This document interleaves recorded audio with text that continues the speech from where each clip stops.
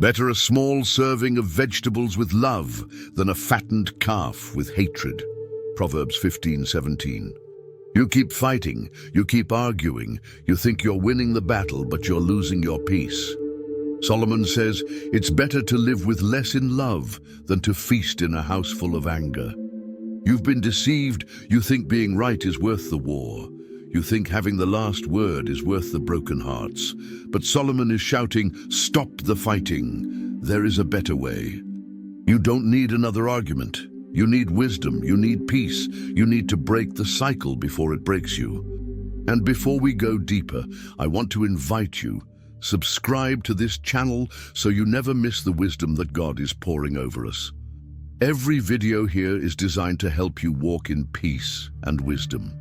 In Solomon's time, a fattened calf was a symbol of prosperity and celebration. But Solomon says, even the grandest feast is worthless if hatred sits at the table. What good is the celebration if your soul is bleeding? What good is success if your house is a battlefield?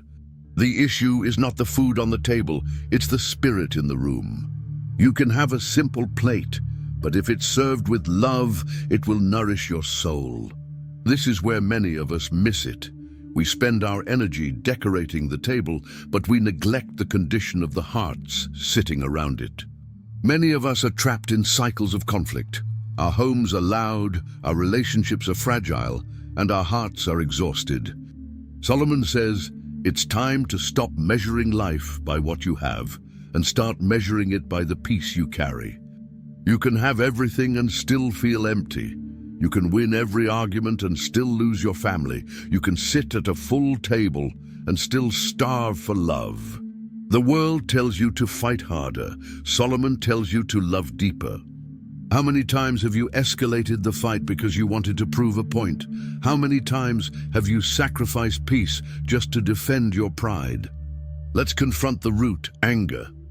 Anger poisons your words. It blinds your judgment. It feeds pride and kills compassion. You say, my anger is justified, but Solomon asks, does your anger restore or destroy? Does it heal or harm? The wisdom of Proverbs 15:17 is clear. Better to live with little and love than to feast and fight. Anger won't make you strong. Kindness will. How long will you let anger sit at your table? How long will you give it a seat of honor? Science confirms Solomon's wisdom. Kindness triggers healing. It releases oxytocin and dopamine chemicals that bring peace, joy, and connection.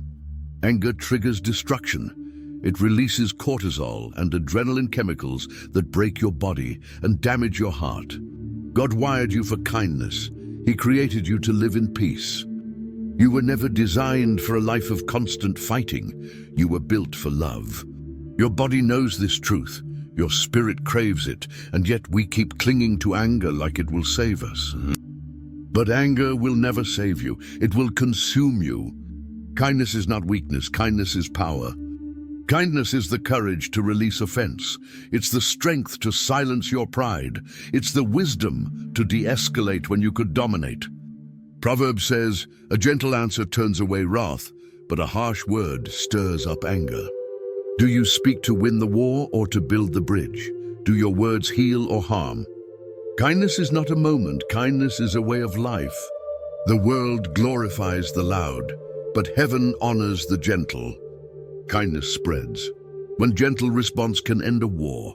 One kind word can disarm years of bitterness. One act of compassion can ripple into generations.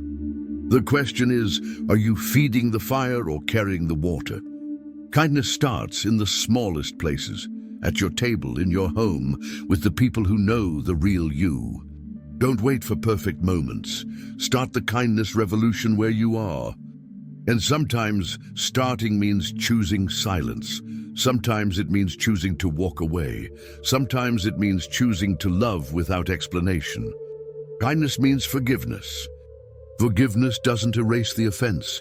It frees your heart from the weight of anger. Forgiveness is not for the other person, it's for you. It's the path back to peace. Holding the grudge will poison your table. Let it go, not because they earned it, but because you deserve freedom. Forgiveness is not about forgetting. It's about choosing peace over the desire for revenge. Kindness is spiritual warfare. Satan wants to fill your home with division, pride, and anger, but kindness tears down his strategy.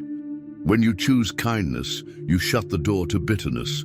You create a space where God can reign.